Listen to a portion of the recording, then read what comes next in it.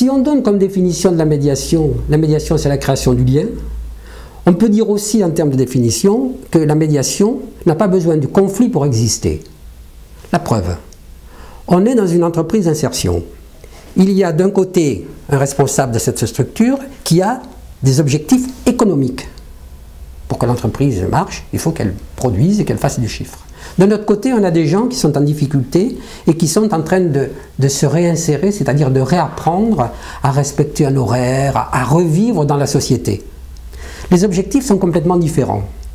Et très souvent, notamment celui qui est dans l'insertion, il ne comprend pas que l'objectif de son responsable soit de faire de l'économique, du rentable, puisque lui, il est là pour se réinsérer, pour apprendre des nouvelles règles. Bon. Donc, on a des personnes qui ont des objectifs différents et qui, la plupart du temps, ne communiquent pas.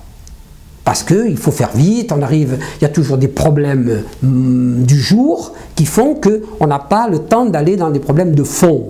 Ces problèmes de fond, c'est-à-dire laisser du temps à chacun pour exprimer ses objectifs, que l'autre comprenne les difficultés de l'un et de l'autre, hein, le responsable, il a lui aussi des difficultés, il a lui aussi une vie de famille, il a lui aussi une fin de mois.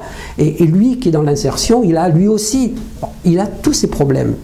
Et si on ne crée pas un espace pour pouvoir se rencontrer et appliquer les fondamentaux, les bases de la médiation, qui sont sur l'écoute, la reformulation, la non-immédiateté, l'écoute totale, ça veut dire que je ne prépare pas ma réponse pendant que l'autre me parle, eh bien, on n'arrive pas à créer du lien entre les gens. Et donc, faire de la médiation en ces circonstances-là, c'est recréer du lien entre les uns et les autres, mais il n'y a pas pour autant de conflit. Ils sont en parallèle, ils sont en côte à côte, et ça ne marche pas bien parce que justement, ils sont l'un d'un côté, l'autre de l'autre, et que pour que ça marche, il faudrait qu'il y ait du lien entre eux, et que quand l'un demande quelque chose, l'autre comprenne pourquoi. Voilà.